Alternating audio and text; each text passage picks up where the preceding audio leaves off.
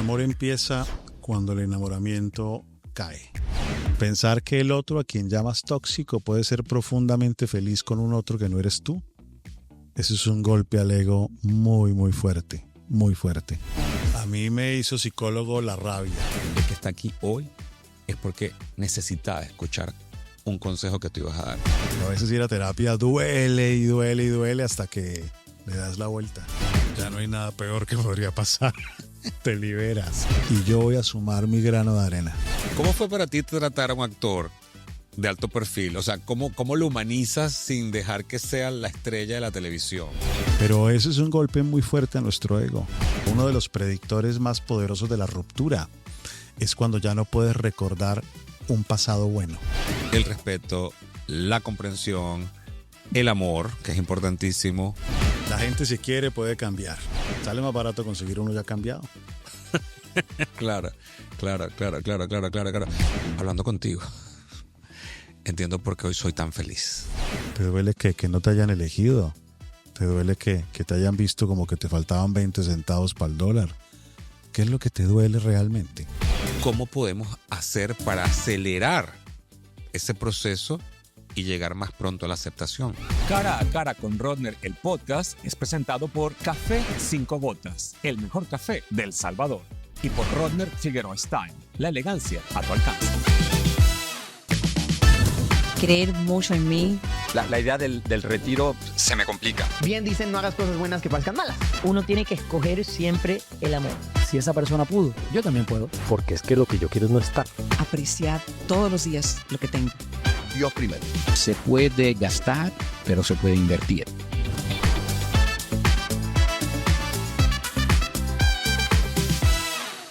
Hola amigos y bienvenidos a este nuevo episodio de Cara a Cara con Rodner, el podcast. Suscríbete.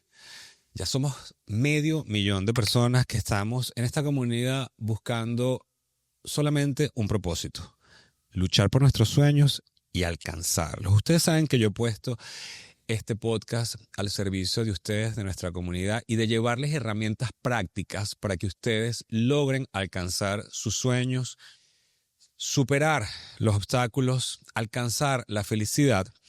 Y hoy estoy muy contento porque he invitado a un psicólogo que tiene una gran trayectoria, porque hoy por hoy, más que psicólogo, yo creo que es un conferencista que lo que te va a dar son herramientas y te va a dar consejos prácticos y útiles para que seas feliz, para que no nos ahoguemos en un vaso de agua, para que podamos ver el sol detrás de la tormenta. Y además, me complace decirles que Efrén Martínez tiene este libro, que es un libro que se llama Un amor bonito, que dice: ni todo amor salva, ni todo conflicto destruye. Entre sus clientes se encuentra el podcast más exitoso que tenemos en Cara a Cara con Rodner, que es el actor colombiano Andrés Parra. Y por eso me complace tanto tenerte aquí el día de hoy. Muchas gracias, Rodner. Porque Efrén, Andrés, si ustedes no han visto el episodio con Andrés Parra, cuando terminen de ver vayan a verlo. Porque él desnudó su alma de una manera tan profunda acá y entendió que su proceso hacia la felicidad tenía que venir de una introspección y un cambio de óptica de cómo ver la vida, que por eso es que yo creo que ha conectado tanto con el público. Pero ¿qué herramientas le diste tú a Andrés en particular? Vamos a esa pregunta más adelante, cómo fue trabajar con Andrés. Y háblame tú, cuéntame tú de cómo podemos nosotros encontrar la felicidad cuando pensamos que no hay motivos para tenerlas en nuestra propia vida. Mira, hay 4 cosas en la vida que te agregan propósito y sentido. Entre más tengas esas 4 cosas, más dotas de sentido tu vida. Pero no son meras reflexiones. Estudiamos 12,000 latinoamericanos y estadísticamente tenemos unos resultados durísimos y otros maravillosos. Los duros es que el 51% de los latinos considera que su vida no tiene propósito. El 33% siguiente que a veces sí y a veces no. Y solo el 17% considera que vive a tope y conectado con la vida. Entonces tomamos ese 17% para averiguar qué es lo que hace esa gente, porque tenemos que hacerlo. Y encontramos que hacen 4 cosas. ¿Qué hacen? Dedican tiempo y esfuerzo a tener amigos y vínculos significativos. Entre más vínculos profundos de pareja, de familia y de amigos, más te sientes conectado a la vida y a tu propósito. 2. Ejecutan más acciones significativas. Trotar, bailar, cantar, leer, trabajar, lo que sea importante para ti. 3. Son más agradecidos. Agradecen a los que te han hecho un bien e intentan devolverlo o hacerle el bien a otras personas. Y 4. Usan y gastan lo que tienen. En la medida que tú desarrolles esas 4 cosas, tienes la experiencia que la vida lo vale. Y una vez tú tienes la experiencia que la vida lo vale, ya puedes entonces empezar a desarrollar un sentimiento de contribución también. ¿Qué sumo? ¿Qué aporto? ¿Cómo le agrego valor al mundo de alguna manera? ¿Cómo comparto las bendiciones que he tenido? ¿O cómo le ayudo a otros a reducir los dolores o los desiertos que tienen que cruzar porque uno ha estado ahí también? Te quiero agradecer eso que acabas de decir desde tan adelante, porque si yo veo hoy por hoy el reloj, cuando yo hago este podcast, para mí es como que el tiempo no existiera, porque yo encontré mi propósito, y en mi propósito, que es ayudar a mi comunidad, encontrar la felicidad. No hay tiempo para mí porque estoy haciendo algo que disfruto. Cuando en otras ocasiones, en ciertos trabajos que tuve, no veía la hora de que ese reloj marcara para irme corriendo de ese ambiente donde era infeliz. ¿Por qué crees tú que la mayoría de la gente se queda en un trabajo o en una relación sentimental inclusive, en la que reconocen que no son felices? ¿Por qué? Porque están llenos de creencias absurdas que solamente algunos golpes de la vida logran derrumbar. Y en la medida que crees que el amor es para siempre, o que el amor todo lo soporta, o que el amor todo lo aguanta, o que el matrimonio necesariamente es para toda la vida, o que A, B o C, pues más perduras en estas cosas. O en el trabajo. Si tú crees que el matrimonio o el trabajo es un castigo de Dios, o sea, si el trabajo es un castigo de Dios por haber probado la manzana prohibida del paraíso, fruto de la cual fuiste expulsado, ¿cómo trabajas? Pues como un castigado. ¿Y quiénes son tus compañeros de trabajo? Pues los compañeros de celda. ¿Y quién es tu jefe? Pues el castigador mayor. Pero como se supone que es así, que el trabajo es un castigo por haber probado la manzana prohibida, pues eres coherente con creencias locas. Y romper una creencia implica caer en la nada o en el vacío. Y eso es algo terrorífico. Yo lo veo porque muchas personas se sienten atrapadas en sus circunstancias, ¿no? Sobre todo en circunstancias de amor, que es de lo que se trata este libro, un amor bonito. ¿Qué podemos hacer? Porque tiene que ser un acto de valor y de poder el decir, hasta aquí me trajo este tren, esta relación, hoy se acaba y voy en busca de mi felicidad. Pero a veces nos da más miedo lo desconocido, que preferimos quedarnos atados al malo conocido que el bueno por conocer. Y pagar precios altísimos. Mira, tenemos a veces ciertas heridas que nos han marcado a lo largo de la vida. Y cuando tienes esas heridas, las heridas tienen un mindset, unas creencias acerca de que es terrible, insoportable o grave en la vida. Si tú tienes una herida de insuficiencia, tú crees que equivocarse, fracasar o errar es lo más grave del planeta. Si tienes una herida de rechazo, crees que la desaprobación es lo más terrible e insoportable del mundo. Si tienes una herida de desamor, tú crees que la descalificación o la indiferencia es lo peor que puede pasarte. Si tienes una herida de desprecio, tú crees que la traición es lo más grave del universo.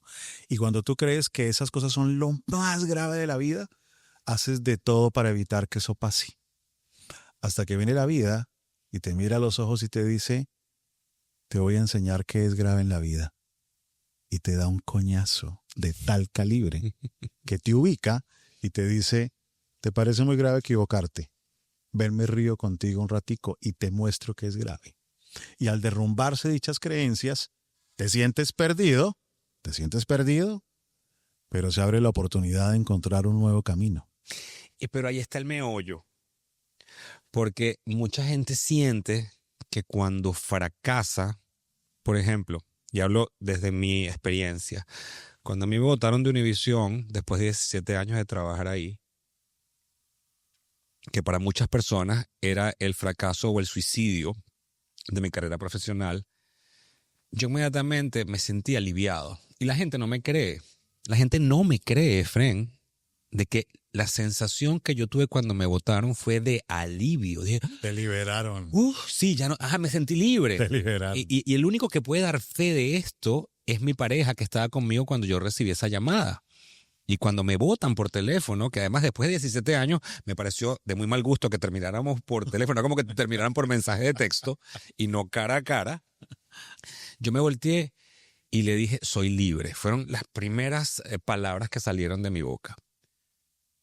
Pero era porque yo estaba harto de hacer lo que estaba haciendo con quien lo estaba haciendo. A mí ir a trabajar los domingos era un castigo.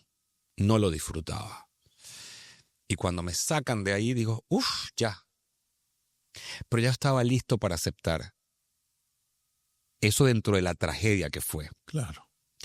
Pero no mucha gente le pasa eso. Sí. Yo comento mucho que un amigo mío en ese momento, Roger Borges, me dijo, si a mí me hubiera pasado lo que a ti te pasó en Univisión, yo me hubiera muerto. Esas fueron sus palabras textuales. Y yo recuerdo detenerme y decir, ¿pero por qué me voy a morir? O sea, yo no maté a nadie. Yo no cometí un crimen. Pero a mí en mi proceso de introspección que lo tuve, en el que tuve que examinarme, ya yo venía desde un punto de partida, ok, ¿qué voy a hacer ahora? ¿Para qué me pasó esto? ¿Qué estoy haciendo yo con mi carrera, con mi profesión? Pero para una persona que no tiene ese mindset, que dices tú, ese estado mental, y le pasa algo trágico, como perder un trabajo, sí. ¿Cómo puede asumirlo para verle el lado positivo de la desgracia?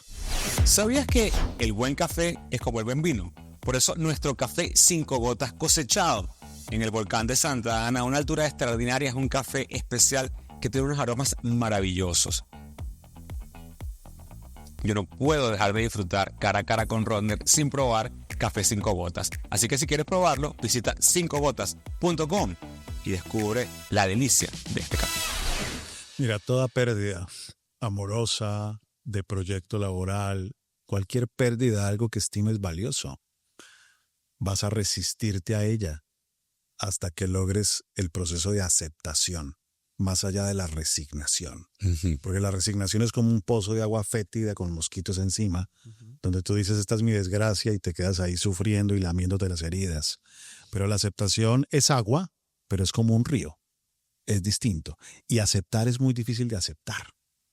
Porque uno acepta lo aceptable, pero lo que desconfigura tu proyecto de vida o lo que desconfigura lo que se supone que debe ser, te resistes y luchas contra eso. No puede ser, no puede ser, no puede ser.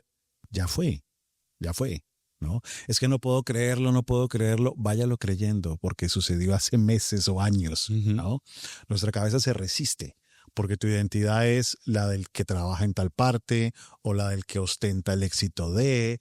Y una vez aparece el embate de la vida y te tumba eso, tú dices, ¿y ahora quién soy? ¿Y ahora cómo sigo? ¿Y ahora qué imagen mantengo? Y ese proceso es demorado para algunos que están a mitad de camino, porque hay otros que ya han venido haciendo medio el duelo, y cuando aparece el embate de la vida, es de un día para otro que dicen, uy, gracias porque me liberaron, dieron el saltico que me hacía falta y ya me dieron el empujoncito. Otros van a mitad de camino y les dan el empujoncito y se fracturan. Y el sufrimiento tarda el tiempo que te demoras en aceptar lo que sucedió. Y repite eso que es tan importante. Si tú estás aquí escuchando esto hoy, creo que le prestes atención a esa frase que acaba de decir Efren acerca del sufrimiento. Así es. El sufrimiento tarda, el sufrimiento dura. Todo el tiempo que te gastas en aceptar lo que ha sucedido. Entre más luches contra eso, no puede ser, es increíble, no lo puedo creer. Entre más luches, más se extiende el sufrimiento en el tiempo. O sea que nuestro propio pensamiento es nuestro propio verdugo a la hora de trazar un proceso así del sufrimiento. Así es. Es inconcebible que el otro no gire a mi alrededor. Es inconcebible que el otro no quiera seguir a mi lado. Es inconcebible que la vida no se arrodille a mis deseos. Es inconcebible que Dios no me haga caso a mí.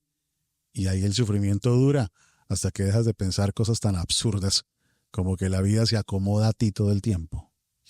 Y por eso es importantísimo que tú lleves este mensaje, Efrén, porque yo creo que lo que tú has hecho de una manera muy sabia es combinar la parte de la psicología, la parte académica, pero hacerla congruente con la parte espiritual, de cómo sanar el espíritu también, porque estamos hechos de las dos cosas. Tenemos nuestra mente y tenemos nuestro espíritu. Pero mucha gente se queda aferrada a lo que fue, al pasado, y ahí viven entonces en el sufrimiento. ¿Cómo podemos hacer para acelerar ese proceso y llegar más pronto a la aceptación? Mira, lo primero que hay que hacer es dejar de huir y de luchar.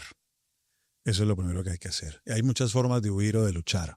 Puedes huir durmiendo todo el día, puedes huir tomando alcohol todo el día después del evento que consideras tragedia. Puedes hacer N cosas para intentar transformar al mundo y devolver el tiempo como si un río pudiese devolverse en su corriente. Uh-huh. Esas luchas posponen el proceso de aceptación del sufrimiento. Lo primero que hay que hacer es parar esas luchas. Lo segundo que hay que hacer es recibir el sufrimiento. Mirarlo a los ojos y abrazarlo. Pero para eso tienes que derrumbar una serie de creencias que dicen que el sufrimiento no debería existir, porque la vida debe ser una línea recta ascendente sin fluctuación alguna. Y cuando tú crees que el sufrimiento no debe existir, cualquier pequeña fricción o mediana o grande fricción te parece inconcebible. Pero cuando tú te das cuenta que si bien es absurdo buscar el sufrimiento, porque ¿para qué buscar algo que te va a buscar a ti? Porque el sufrimiento va a llegar un día a tu casa, te va a tumbar la puerta, se te va a sentar en la mitad de la sala y te va a decir, a ver, don Sabiondo, tú que te las sabías todas, esta no te la sabes. Y ahí, cuando sabes que el sufrimiento es parte de la vida, como nacer, como caerse, como amar, como trabajar, parte de la vida, entonces puedes empezar a recibirlo. Y una vez que lo recibes y lloras tus muertos o te dejas caer, ahí ya puedes empezar a buscar los posibles aprendizajes. Antes de eso no. Antes de eso no. Tú sabes que tú me estás relatando esto, me pasan dos cosas por la cabeza. La primera es Andrés Parra, porque Andrés me habló precisamente de ese recibimiento, porque él lo hizo, ahí fue cuando superó su dolor. Pero yo lo veo con la analogía como cuando tú recibes una visita incómoda en tu casa, que la aceptas, estás incómodo con ella, pero cuando la visita se va, ¡ah, qué alivio!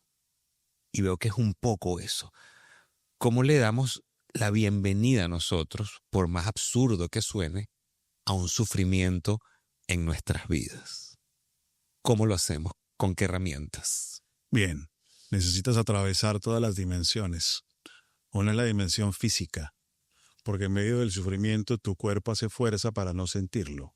Por eso en una cama de 2 metros cuadrados, duermes en 15 centímetros con las manitas hacia adentro, así recién divorciado, cuando lo que necesitas es desparramarte toda la cama.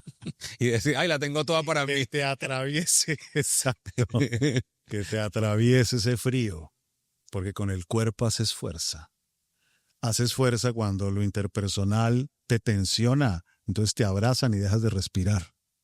Haces fuerza metiendo tus deditos de los pies hacia adentro. Haces fuerza con el bruxismo. Necesitas soltar, soltar. Es como si sientes que te van a pegar en el brazo y tú aprietas el brazo para que no te duela. No, tienes que soltar el brazo y que te den en el brazo. Eso es lo físico. Y aprovechar también para prepararte para que tu cuerpo soporte el sufrimiento. Si estás todo el día comiendo azúcar, si estás todo el día tomando café, si estás todo el día durmiendo 3 horas máximo por noche, si estás todo el tiempo haciendo cosas que hacen que tu organismo esté en estado de huida o de lucha, atravesar la época difícil va a ser muy complicado. Entonces lo primero es cuidarte y físicamente estar listo. Y lo segundo es lo psicológico, que lo psicológico es tremendo porque la cabeza guía error con los autoengaños para preservar un pasado que ya fue, ¿no? Y te hace llenar de creencias locas acerca de se va a dar cuenta, ojalá que con ese amante que consiguió le vaya mal para que me valore. Y tu cabeza hace de todo, para que el valor propio no se sienta derrumbado. Y lo que necesitas es mirar de frente a eso. Mirar de frente qué es lo que te duele. ¿Te duele que no te hayan elegido? ¿Te duele que te hayan visto como que te faltaban 20 centavos para el dólar? ¿Qué es lo que te duele realmente? Y que le puedas dar espacio a eso. Recibirlo. Lo que pasa es que yo te escucho y racionalmente lo entiendo. Pero en otras ocasiones en que yo he atravesado dolor en mi vida, es más fácil decirlo que practicarlo. Totalmente. Porque aceptar es muy difícil de aceptar. Aceptar es muy difícil. Sí.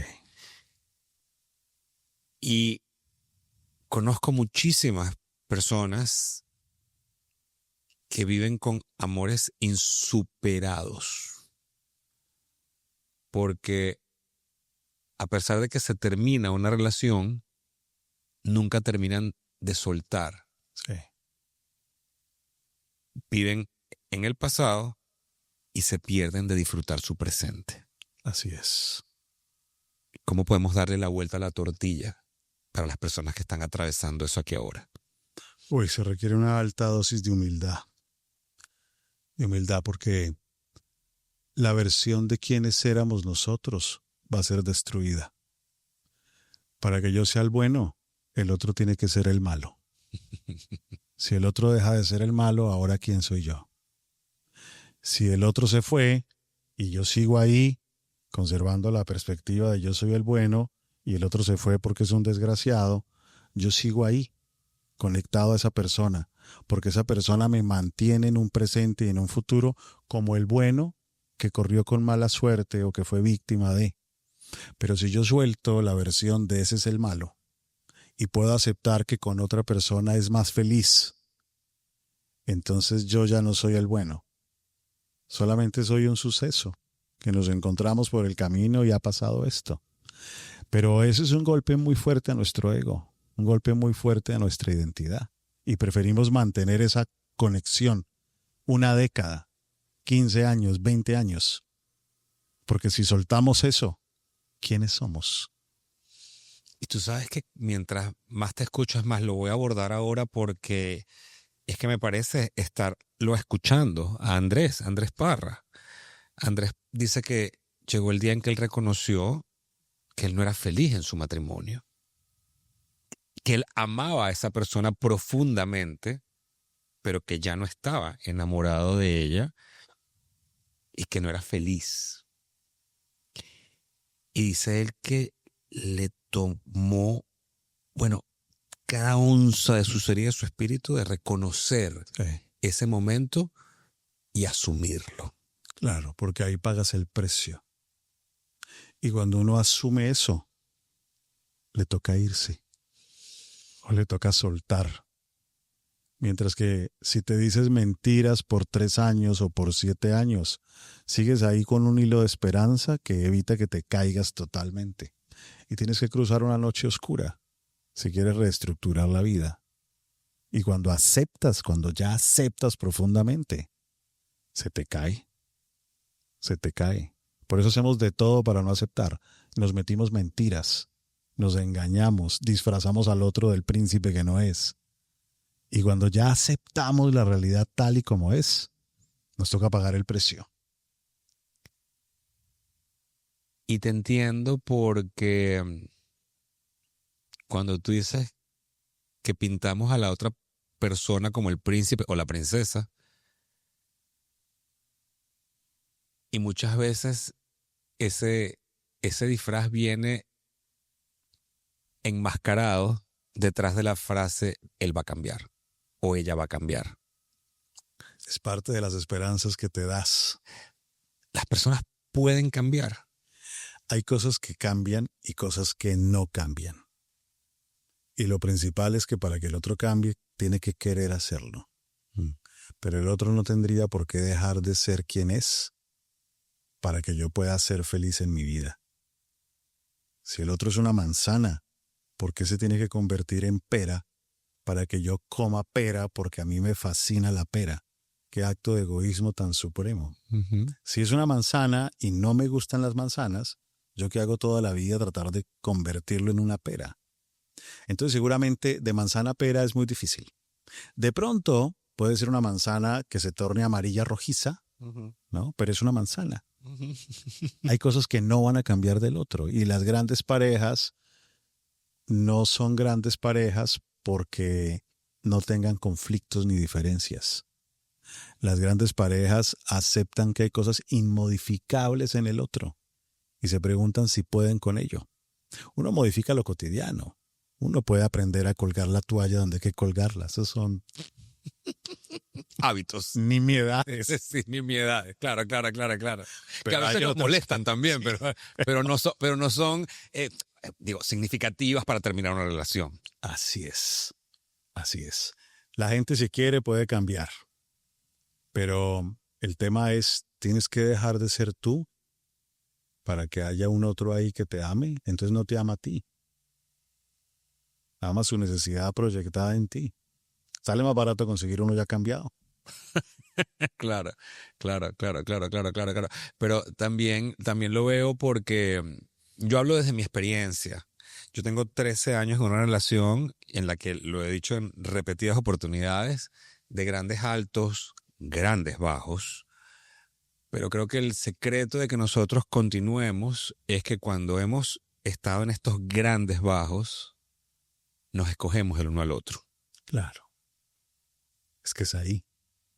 En los grandes altos, cualquiera. Ajá. Exacto. Cuando todo está de maravilla, No hay que hacer nada cuando todo está de maravilla. Se hace solo. Pero lo difícil es el ejercicio, porque yo siempre digo que lo más fácil es tirar la toalla. Claro. Lo difícil está en, como yo lo veo, que el amor es un ejercicio, que lo tienes que practicar para que esté óptimo. Y a veces esa práctica viene basada desde la tolerancia, el respeto, la comprensión, el amor, que es importantísimo, porque en las crisis creo yo que es donde se manifiesta que tanto amas a la otra persona. Totalmente. ¿Cómo tener un amor tan bonito? Como para que en aquellos días oscuros en donde siento que no te amo, pueda hacer el ejercicio de amarte. Es ahí. Lo demás es un juego de niños, ¿no? Y qué importante, tú acabas de decir algo que es importantísimo, que es el momento en que tú ves a la persona que amas y sientes que ya no la amas. Pero que escoges recordar, o por lo menos este ha sido mi caso, el por qué lo amo. Claro. Porque si me quedo en la sensación de que ya no te amo, se acaba todo. Así es. Y a veces no es que el amor no exista, sino que el amor también se nubla, y se nubla por temas hormonales, y se nubla por estrés, y se nubla porque las emociones generan mundos mágicos y ves cosas que ni hay, ¿no? O se nubla por confusiones del camino en donde ves una nalga, una nariz más atractiva, porque en la vida pasan muchas cosas. Y eso no quiere decir que como posibilidad yo no pueda reconectarme con el otro. Tampoco no quiere decir que uno se quede toda la vida con alguien. Claro. De pronto y sí, de pronto y no. Pero si yo decido amar a alguien y lo construyo día a día, incluso en esos tiempos donde se nubla el amor, yo puedo volver a conectarme, porque uno de los predictores más poderosos de la ruptura es cuando ya no puedes recordar un pasado bueno. Y cuando eso empieza a suceder y uno empieza a hacer la tarea de reconectarse con lo que algún día te enamoró, suele reavivarse. Pero si ni siquiera haces la tarea para reavivarlo, pues seguramente te irás alejando cada vez más hasta que se muere y abandona el cuerpo. Qué buena analogía, porque es como efectivamente como que un pedacito de ese carbón que todavía arde. Exacto. Y que tú lo empieces a soplar y a mover y a avivarlo. Pero eso toma un trabajo. Así es. Toma un trabajo. Sí, no funciona solo. Cuando, y esta pregunta creo que es muy importante. ¿Cuándo reconoces que ya ni ese pedacito de carbón, aunque lo soples, lo muevas, ya no da más llama? Asumo. Porque ya no depende de ti. Claro. Mira, a mí me hacen esta pregunta en estos términos. ¿Cuándo sé que es el momento justo para dejar de atizar el fuego? Uh-huh. El momento justo es cuando se te dé la gana. ¿Por qué? Porque es legítimo irse de un lado a un amando. Porque el amor no todo lo puede. Porque el amor no siempre basta. Sin amor todo es más difícil, pero el amor no todo lo puede. Y a veces yo puedo amarte profundamente, pero nuestra mezcla de personalidades genera tal carga de sufrimiento que aún amándote, prefiero que consigas otra mezcla donde seas profundamente feliz. Y yo también, por mi lado. Entonces, aún habiendo un carbón encendido, se vale irse con un carbón encendido, ¿no? Entonces, ¿cuándo es el momento justo? Cuando quieras armar otro camino y pagar el precio de dicho camino. Ya, sí. Para buen entendedor, pocas palabras. ¿Cómo llegó Andrés a ti? Es que me da curiosidad. Andrés, ¿cómo llegó Andrés? Eso fue hace muchos años. Andrés llegó por su exesposa. Es que él cuenta que es verdad. Andrés llegó por su exesposa. ¿Verdad? Para que ustedes entiendan, Sí. Andrés Parra es verdad, dice que fue la esposa la que le dijo que tenía que ir a verse con un psicólogo. Sí. Entonces, Andrés Parra llega a ti por su exesposa. Así es. Así es. ¿Cómo fue para ti tratar a un actor de alto perfil? O sea, ¿cómo lo humanizas sin dejar que sea la estrella de la televisión? Toda mujer quiere verse bella y elegante independientemente de su tipo de cuerpo. Y es por eso que en Rodner Figueroa Style hemos diseñado una línea de ropa ideal para que te veas estupenda. Por eso te invito a que visites rodnerfigueroa.com y descubras la elegancia a tu alcance. ¿Cómo fue ese proceso para ti? Yo creo que Andrés llega, yo llevaba muchos años trabajando con gente, con cantantes muy famosos, con actores muy famosos y sobre todo con empresarios de muchísimo vuelo y con líderes importantes y con políticos importantes. Entonces, llevando tantos años dentro de ese medio, a mí el tema de la figura o de la estrella o del dinero es algo que hace años cero. Te es irrelevante. Claro, y eso me permite decir las cosas como tengo que decirlas y en el color que tengo que decirlas, porque me importa un carajo. Si eres famoso o no. Cero. Y eso, y que Andrés es un ser muy bonito internamente, es un ser hermoso que hace que sea muy fácil conectarte con él. Y eso favoreció muchas cosas. Hizo su recorrido por el infierno, porque a veces uno cree que ir a terapia es ir a sentirse bien. Y hay que ir a darle besos a unos dragones. Y a veces ir a terapia duele y duele y duele hasta que le das la vuelta. Y por respeto, obviamente, a Andrés y su proceso, no vamos a entrar en detalles de qué fue lo que compartió contigo. Y si usted quiere saber, vaya a ver el podcast que está aquí en este canal. Sí me da curiosidad, Efren, saber cómo tú llegas al mundo de la psicología, cómo fue ese llamado para ti, por qué te pasó algo a ti a nivel personal que quisiste estudiar la carrera. ¿Cómo fue eso? Sí, a mí me hizo psicólogo la rabia.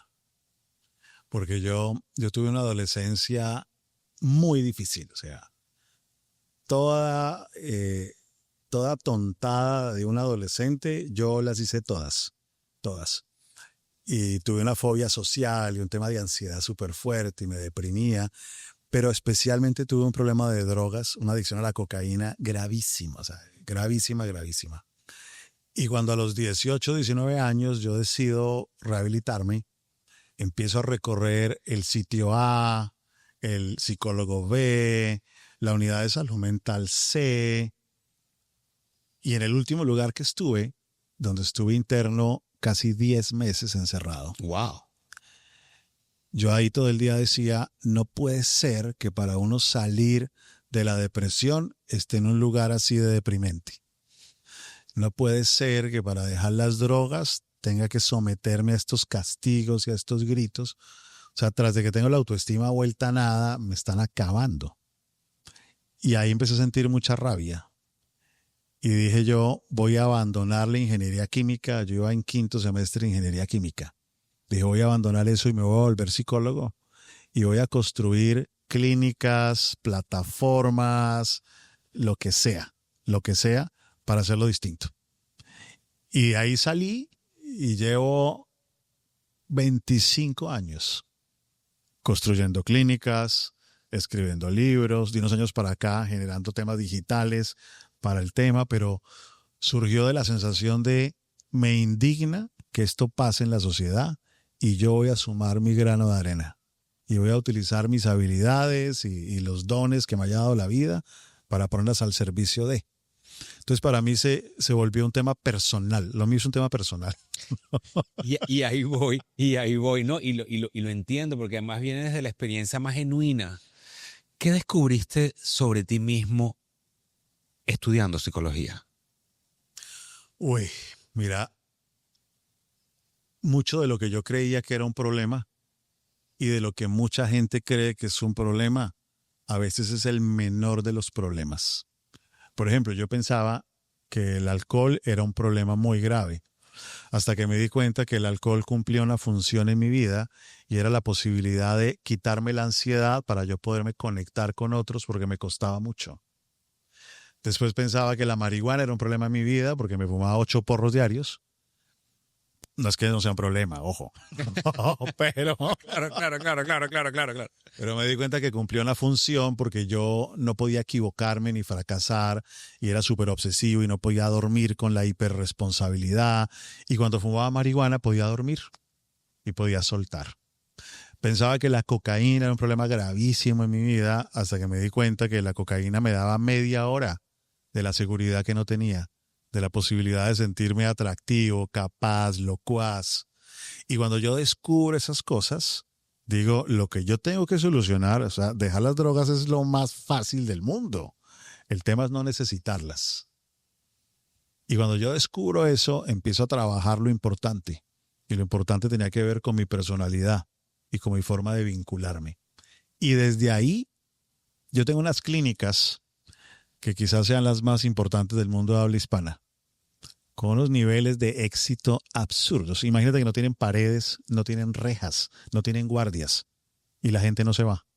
No, ese es un modelo muy distinto. Es que porque trabajamos es esto. Claro, yo quiero hacer una acotación breve para que ustedes entiendan que generalmente en las clínicas de rehabilitación, precisamente por el tema de la desintoxicación química del cuerpo, muchas veces los pacientes están sujetos a estar como en unas cárceles, porque los efectos del withdrawal que les da cuando no tienen el químico en su cuerpo son sumamente severas.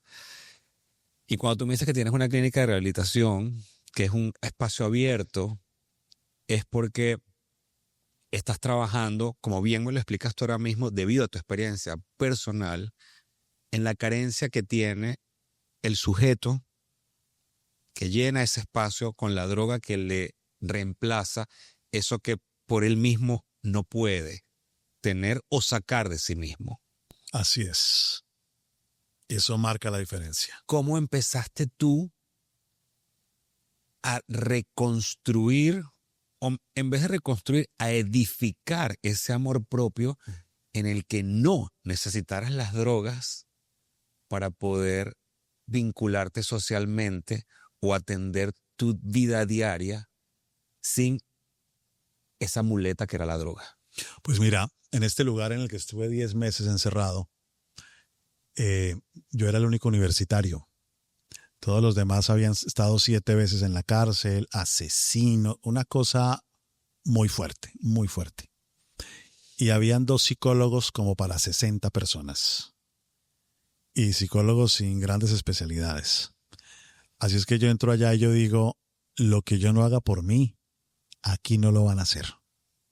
Pero me voy a tomar acá un tiempo aislado en una montaña para ver cómo resuelvo esto. Y entonces yo dije, ok, cada semana voy a ponerme una meta personal. Y dije, ok, tengo miedo a que se burlen de mí, voy a bailar delante de todos todo el tiempo y que se burlen de mí. Tengo miedo a que me rechacen, voy a pedirles un abrazo todos los días. Tengo miedo a equivocarme, voy a escribir con errores ortográficos y que se burlen o me castiguen. Y todas las semanas me dedicaba a enfrentar mis miedos. Y me sentía muy ridículo de aceptar que a mí me daba miedo que alguien se burlara de mí. Y me daba miedo y terror que me desaprobaran. Y me daba miedo y terror que no me quisieran. Y una vez sentí ese ridículo tan tremendo que fue devastador para mí porque me sentía chiquitico después de creer que era grandioso. Ahí empecé a colocarme metas diarias para enfrentar los miedos. Empecé a hablar en público, empecé a hacer chistes malos de adrede para que la gente me dijera y me mirara rarísimo. Y así pasé 9 meses, casi 10 meses, todos los días haciendo ejercicios. Y ahí encontré una salida muy poderosa, muy poderosa. Cuando salgo y me voy a estudiar psicología, encuentro que mucho de eso ya existía en algunos lugares. Se llamaba técnicamente, tenía otros nombres y que existía un asunto que se llamaba personalidad, ¿no? Y ahí encontré una ruta que le dio solidez teórica a algo que intuitivamente encontré. Es que, mira, yo siempre digo, Efraín, que yo presto este espacio al servicio de mi comunidad y que cada invitado que llega aquí llega con un propósito. Tú estás alineado perfectamente con el propósito de este podcast, porque este podcast se trata de enfrentar los miedos para alcanzar tus sueños. Yo lo que me acabo de dar cuenta con lo que tú me estás explicando es que el miedo existe, pero si tú lo enfrentas, lo experimentas, inclusive, lo normalizas y lo desactivas. Porque ya no hay más miedo, porque ya lo viviste, ya lo experimentaste y te das cuenta de que nada pasa. Ya no hay nada peor que podría pasar. Te liberas. Exacto, te liberas de tus miedos. Sí. Cuando tú vas a la universidad y empiezas a teorizar, como bien dices tú, todo esto que empíricamente tú has desarrollado, ¿cómo diseñas tú tu clínica? ¿Cómo fue ese proceso? Mira, yo salgo a la universidad y con lo primero que me encuentro es que mis compañeros de universidad también tenían miedo. Y yo veía que levantaban la mano y les temblaba la voz al hablar. O veía cómo los profesores llegaban y de cada 10 frases, 8 eran cifras estadísticas, la 9 la cita de un filósofo y la 10 lo que querían decir. Como una forma de decir, y no me vayan a descalificar, que yo sí sé. Entonces yo empiezo a ver que todo el mundo, porque yo pensaba que era un problema mío solamente, que yo venía a solucionar. Claro. Cuando llego a la facultad yo veo que todos tienen miedo. Y yo en ese momento digo, quizás yo lo que necesito es hacer un doctorado para algo más profundo y que sepan más. Me voy a hacer el doctorado y encuentro lo mismo, solo que con gente de corbata y más seria, pero encuentro exactamente que también tenían miedo. ¿Cuándo empiezo yo a aplicar eso al montaje de todo lo que he desarrollado estos años? A mí me invitan a participar en un proyecto en donde a esa clínica llegaban los empresarios más grandes de Latinoamérica y llegaban estrellas de la farándula internacional.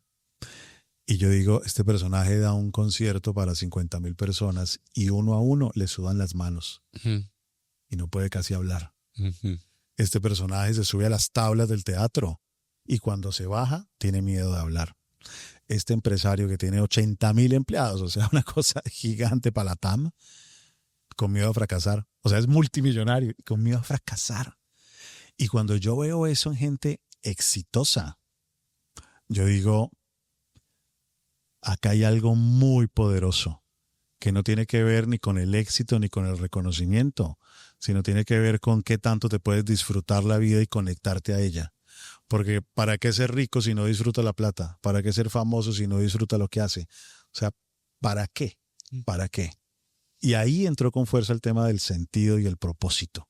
Y yo dije, mi vida se va a dedicar a dos cosas.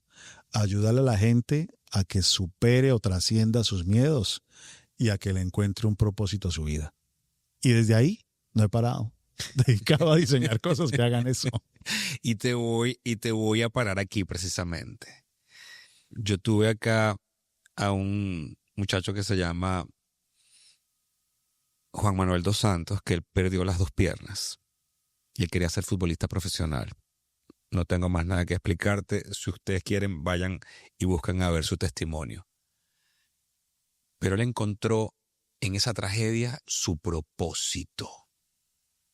Y a través de su propósito alcanzó el éxito. Cómo de manera consciente nosotros podemos identificar cuál es nuestro proceso. Cómo depuramos nuestros pensamientos para entender cuál es el propósito de nuestras vidas. Mira, hay muchos caminos, pero a mí me gusta uno que parte del corazón. Es un camino de 3 posibilidades. Una posibilidad es el camino del sufrimiento. Cuando tú te preguntas cuáles han sido los desiertos que tú has atravesado y cómo podrías ayudarle a otros a superar esa curva de aprendizaje, agregándoles o entregándoles tus aprendizajes. Ese es un camino. Otro es el camino de la rabia. Cuando tú dices, me indigna que a las mujeres en el siglo XXI tal cosa.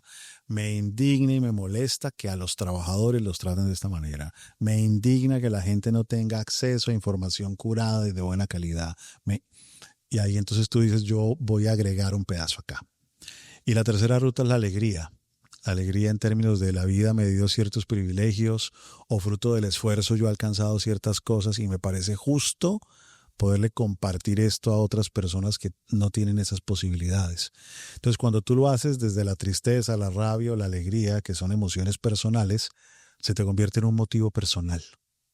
Y cuando tú tienes el corazón metido en lo que haces como propósito, te haces imparable.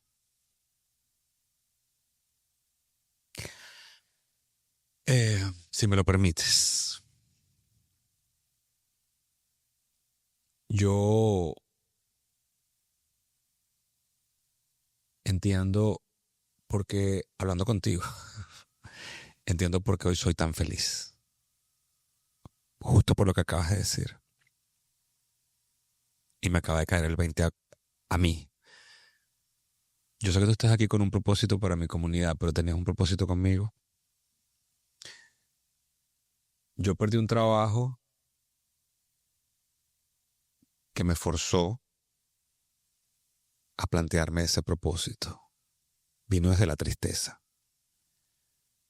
Pero luego desde la rabia vino el entender que yo estaba usando mi profesión no para enriquecer a mi comunidad, sino para empobrecerla. No para enriquecerla, sino para empobrecerla.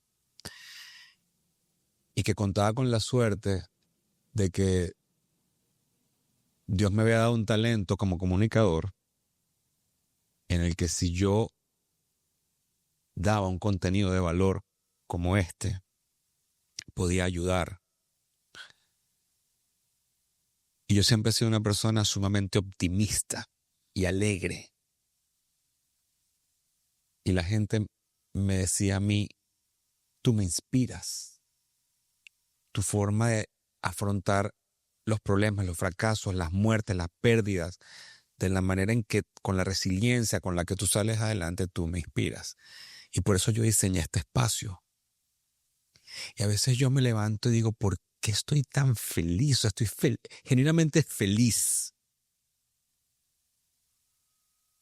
Y es porque hoy vivo completamente alineado con mi propósito. Pero la primera etapa fue a través de un gran coñazo. ¿Cómo podemos hacer para evitar encontrarnos con ese coñazo, perdonen mi francés, y descubrir el propósito sin tener que atravesar el desierto o el calvario? ¿Hay manera? Sí, aunque todos igual van a cruzar algún desierto. Algunos de manera inexplicable en 2 años cruzan 7. Y duros. Y uno dice, ¿quién mató la vida pasada? Pero el sufrimiento no es el único camino. Y mi maestro, que era Víctor Frankl, decía que habían 3 caminos y uno era el sufrimiento, pero otro era el trabajo. El trabajo es una oportunidad maravillosa para agregarle valor al mundo. El sentimiento de contribución, el sentimiento de logro, el saber que tú haces parte de una estructura mucho más grande en tu empresa o en tu ciudad o en tu nación, da una sensación de yo soy de los que suma y no de los que resta, ¿no? Ese es un segundo camino poderoso. Y el tercer camino que decía Víctor era el amor. El amor, con todas sus sombras y sus caídas, dota la vida de sentido. Y si tú amas bonito, y si tú trabajas agregándole valor al mundo, y si tú miras a los ojos al sufrimiento sin tanto miedo, la felicidad brota de forma espontánea, ¿no?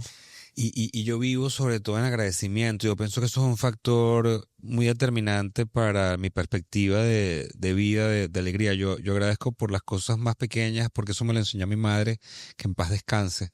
Y me da risa porque, ahí voy y la menciono nuevamente, mi hermano el otro día me dice, Ronda, ¿tú te has dado cuenta que en todos los podcasts tú mencionas a nuestra madre? Es que mi mamá para mí fue mi mayor referente de optimismo, felicidad, ver la vida, el vaso medio lleno y no medio vacío, ver que mañana será otro día, que no hay mal que por bien no venga. O sea, todas esas cosas yo tuve la fortuna de que me las pusieron en el disco duro a través de la educación de mi madre. Pero yo sé que hay mucha gente que tiene esa información en reverso, que es todo lo contrario.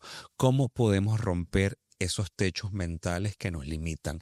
El no puedes, no lo vas a lograr, que son pensamientos que lo que nos conducen es hacia la infelicidad.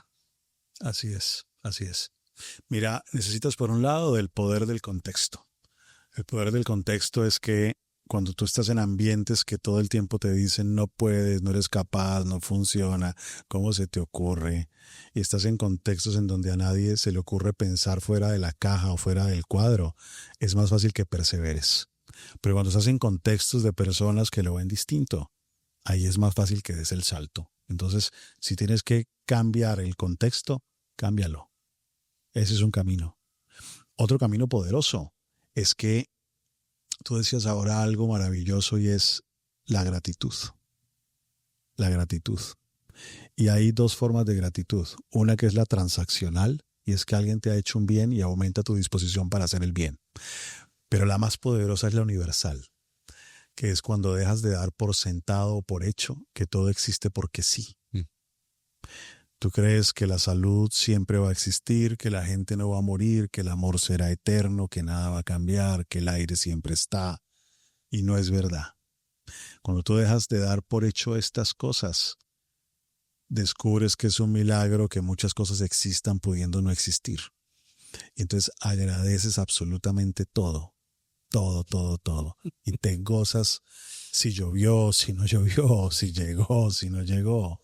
Y eso te da una perspectiva de valoración que enciende los motores, porque te gozas la vida. Y ese es un segundo camino para no romper los límites. Vives en estado de flow y todo se da y todo aparece y lo ves. Es que me parece mentira que digas eso, porque recientemente he estado haciendo un ejercicio, por muy loco que parezca, que es que, vamos a suponer, si me duele la rodilla, antes decía, ay, qué fastidio que me duele la rodilla. Ahora hoy por hoy digo, qué bueno que me duele la rodilla, porque eso quiere decir que los nervios que están en la rodilla están funcionando. ¿Me explico? Si no tuviera nervios en la rodilla, no tuviera sensación.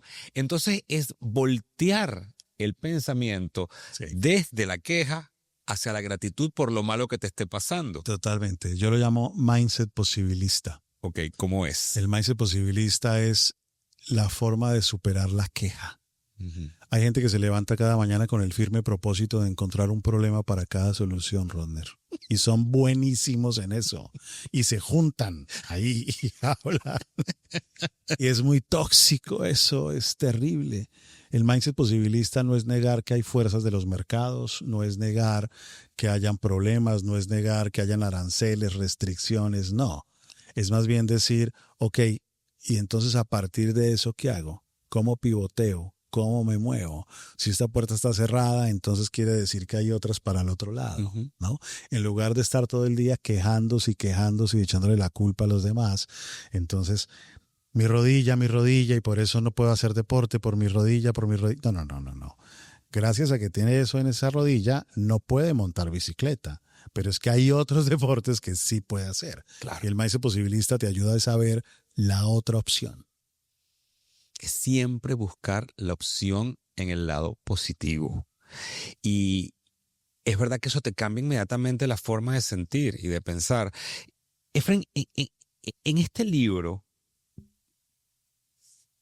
¿qué recursos, qué herramientas pueden encontrar las personas que a lo mejor por primera vez llegan a ti, no conocen de tu trayectoria y están hoy aquí? Porque yo siempre digo que independientemente de la cantidad de personas que vean este podcast, el que está aquí hoy es porque necesitaba escuchar un consejo que tú ibas a dar.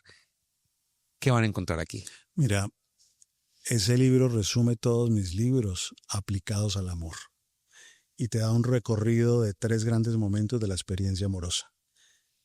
El primer momento es cómo construyes un contexto tan seguro en pareja como para que puedas pelear sin miedo. Un contexto tan seguro en pareja como para que no tengas la ansiedad de que vas a ser abandonado porque opinaste lo contrario. Cómo construir conexión, vulnerabilidad y propósito compartido en el amor. Y cómo conectarse en lo físico, en la alegría psicológica y en la aceptación radical del otro. Lo biológico, lo psicológico y lo espiritual. Esa es la primera parte. Y ahí vas a encontrar herramientas concretas de cómo construye uno un contexto seguro en pareja. Después vamos a la segunda parte. Y es cuando no estoy en el cielo del amor, que es el primer capítulo. ¿Cómo hago para navegar el infierno del conflicto? No. Y cómo sobrevivir a la diferencia. Entonces, ¿cómo es vivir con un perfeccionista? ¿Cómo es vivir con un tímido? ¿Cómo es vivir con alguien que le cuesta poner límites? ¿Cómo es vivir? Entonces, vamos a recorrer cómo es la experiencia de vivir con diferentes formas de personalidad. Y después llegamos a la tercera parte, que es una parte profunda, a veces difícil, pero al mismo tiempo esperanzadora. ¿Cómo te reconstruyes cuando el amor se acaba? ¿Cómo le das la vuelta para poder seguir y no quedarte ahí con el miedo de no vuelvo a amar nunca? Porque es como, ¿para qué vivo si voy a morir? ¿No? Entonces te va a recorrer 3 estadios por los que todos atravesamos y dependiendo del momento histórico que estés con tu pareja, vas a hacer más énfasis en la parte del libro que corresponde. O sea que este libro es un llamado a que reflexiones sobre la etapa del amor en la que te encuentras, porque es bien cierto lo que dices. Yo creo que o es la experiencia mía o la experiencia de muchos que cuando primero comenzamos una relación, todo lo ves color de rosas. Por supuesto. Y está demostrado que hay situaciones químicas en el cerebro que te nublan todo lo malo, que solamente tienes enfoque para lo bueno y es que te parece chistoso lo que 10 años después no soportas. Y yo creo que esa gran ilusión es bien riesgosa porque es como una droga. Sí, total. Estás en un estado que no es real, pero que te da una sensación de bienestar enorme que tú crees que vas a perpetuar a lo largo del tiempo. Pero luego llega la cotidianidad, el día a día, que es lo que empieza, y sobre todo digo yo, dígame con las parejas que tienen hijos, en que ya tu pareja no es tu prioridad. ¿Cómo puede hacer una pareja para mantener o rescatar parte de esa etapa inicial para que eso sea permeable durante el resto de la relación? Mira, el amor empieza cuando el enamoramiento cae. Porque esa primera etapa de 18 a 24 meses con suerte de maripositas, que te demuestra toda la fuerza que tienes y eres capaz de atravesar el mundo por un otro y creer que todo lo puedes y que no importan los 32 años de diferencia y que no importa. Eso va mermando vertiginosamente hasta que queda bien pequeñito. Y ahí el espacio viene a ser ocupado por el amor, que es una decisión consciente de amar a un otro con el que quieres tener un proyecto de conexión, de vulnerabilidad, de propósito compartido. Con un pedacito que se mantenga de maripositas, porque tampoco. O sea, tiene que haber ahí las cosillas, ¿no? Sí. Pero ahí es en donde empieza eso. Y el tema es que mucha gente cree que el amor es el enamoramiento. Entonces, si ya se apagaron un poquito las mariposas o no son tan frecuentes, ya no te amo. No, claro, ya no tienes enamoramiento. Pero el amor es otra cosa. El amor es un acto espiritual de yo decido compartir con el otro mi conexión, mi vulnerabilidad y mi propósito. Y eso es distinto. Por eso hay tanta insoportitis, porque tú crees que el amor son fuegos pirotécnicos. Y el amor no son fuegos pirotécnicos. El enamoramiento son fuegos pirotécnicos. Y que el amor requiere de vez en cuando un volador, sí, seguro, de vez en cuando quiere un volador. Pero no es igual que los primeros 3 meses. ¿No? Eso es lo primero que tienes que tumbar y aceptar que es parte normal del proceso pasar por esas etapas. Y si no quieres aceptar eso, pues lo que quieres es un amor cocaína. El amor cocaína es salto de relación en relación cada 4 meses, cada 5 meses, porque lo que quiero es el rush, el rush. Y ya. El rush del enamoramiento. Claro. Es una droga. Deliciosa. Claro. Deliciosa. Pero también debe ser agotador andar brincando de relación en relación y no formalizar nada estable. ¿Cómo puede una persona identificar que está sumergida en un amor tóxico? Mira, lo tóxico es la mezcla. La mezcla, no la persona. Lo que pasa es que no existe esto del 50-50, eso tampoco es cierto. A veces alguien aporta un 80 y el otro un 20, ¿no? Pero lo tóxico es la mezcla. Estaba con la ex de un amigo mío y con la novia de él en la misma mesa. Y le dice la ex primera a la novia actual: ¿cómo te va con el mal genio de Alvarito? Y ella dice: mi Alvarito no es mal geniado. Y esta mujer se retorcía en la silla, ¿no? Y me preguntó, y yo pues le dije, no, que era cierto, que no era mal geniado. Ella llevaba 10 años conservando la versión de el loco ese con el que estuve. Y yo tan buena y tan santa y tan pura. Y soltar esa versión era tremenda. Pensar que el otro a quien llamas tóxico puede ser profundamente feliz con un otro que no eres tú.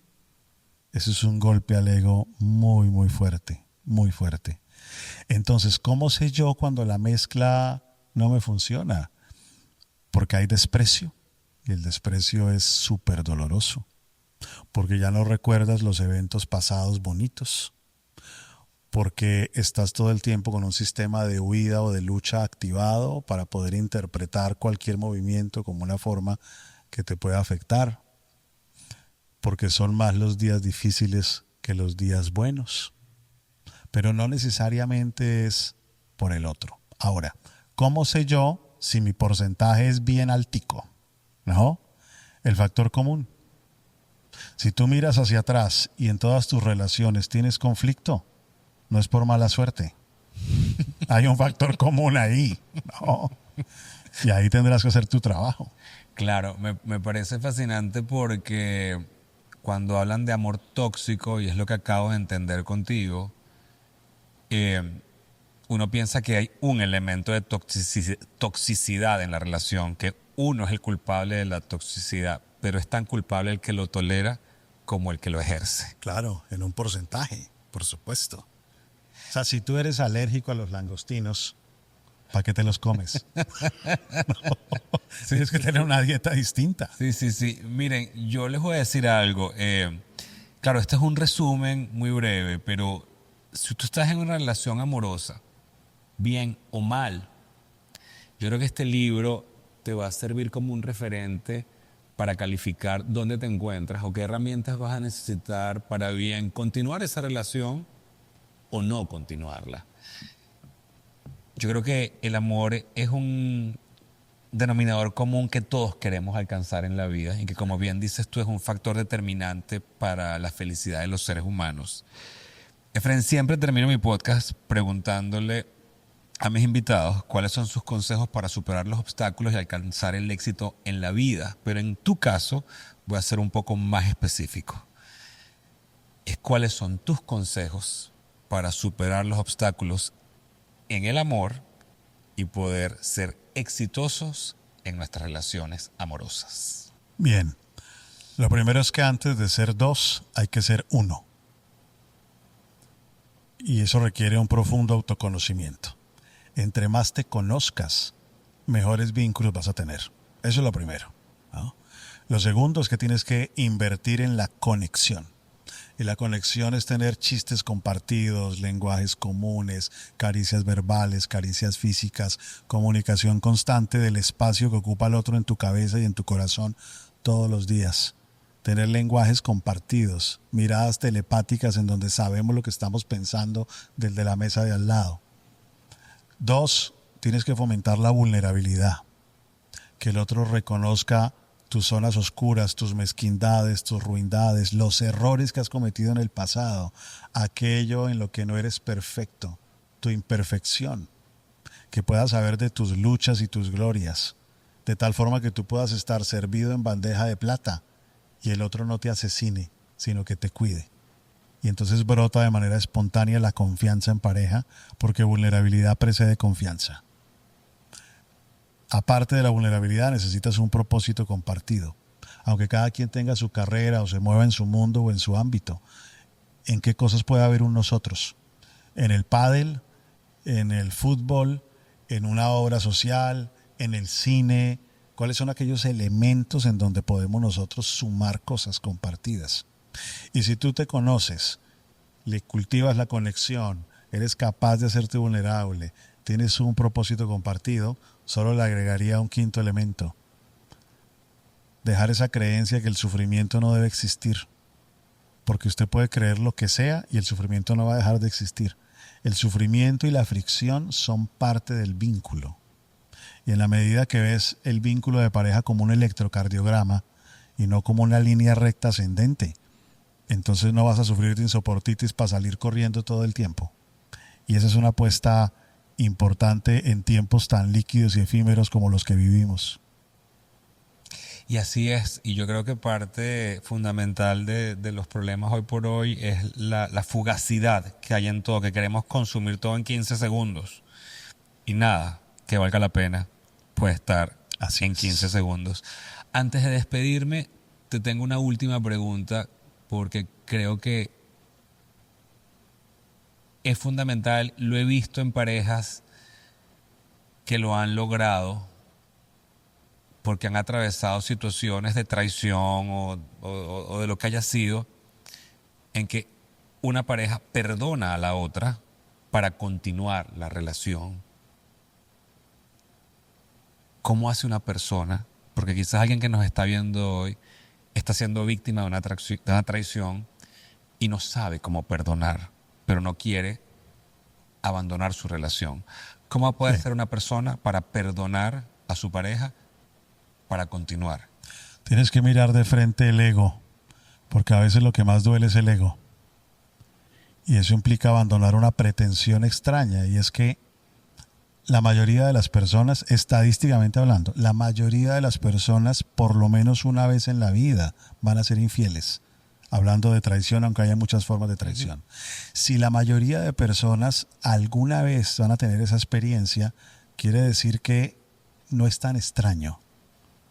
No es que solo a ti te pasó. No es que fue necesariamente por tu culpa, sino que hay cosas que pasan en la vida que quizás no sean deseables y te fracturan la confianza. pero a veces también abre un escenario para que podamos conversar de cosas que por miedo, por creencias locas nunca conversamos. Porque quizás tenía miedo de decirte que hay una otra o un otro que me está gustando por miedo a tu reacción. Y estar en pareja con miedo es invivible. Y cuando pasan esas cosas, a veces se abren escenarios para construir vínculos mucho más poderosos, mucho más sanos. Ahora, ¿qué hacer cuando eso está sucediendo? Tienes que cuidarte físicamente porque te enfermas. Tienes que dejar de jugar al espía. Si tú te pones a hackear las redes sociales, si te pones a perseguir, si te pones a investigar, lo único que vas a hacer es aumentar la obsesión. El que va a hacer algo, lo va a hacer. Y tu única opción es un acto de confianza, porque persigas lo que persigas. El que lo va a hacer, lo va a hacer. Y solamente aumenta el sufrimiento. Ahora, necesitas pedir lo que necesitas al principio, porque al principio tal vez necesites mayor presencia, mayor seguridad, mayor tranquilidad, y quizás el otro pueda comprender el dolor que atraviesas y aportar, si es que el otro quiere conservar también el vínculo, por supuesto. Claro. La salida tiene que ser de dos. Es reconstruir la confianza, pero con el trabajo de ambos, cada quien desde su postura. Desde el que cometió la infidelidad, por decir algo, la traición, bien sea lo que sea, como el receptor de esta. Y ya entiendo a lo que te refieres. Miren, yo siempre les digo que este contenido, por favor, lo compartan. Y ese es el favor más grande que yo les puedo pedir a ustedes. Porque tú nunca sabes cuando algo de lo que dijo Efren el día de hoy era para ti o era para alguien de tu entorno, un familiar, un amigo, una amiga, un primo, un hijo que necesitaba escucharlo, y esto cambia la trayectoria de su vida para bien y para siempre. Así que denle like, compártanlo, suscríbanse al canal, y para cualquier información en la descripción de este episodio están las redes sociales de Efren y cómo pueden comunicarse con él, inclusive si quieren una consulta privada.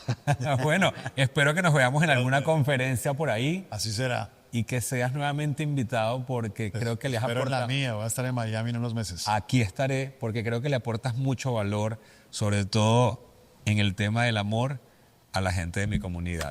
Te felicito, mucho éxito, y gracias por toda la sinceridad y por todos los consejos.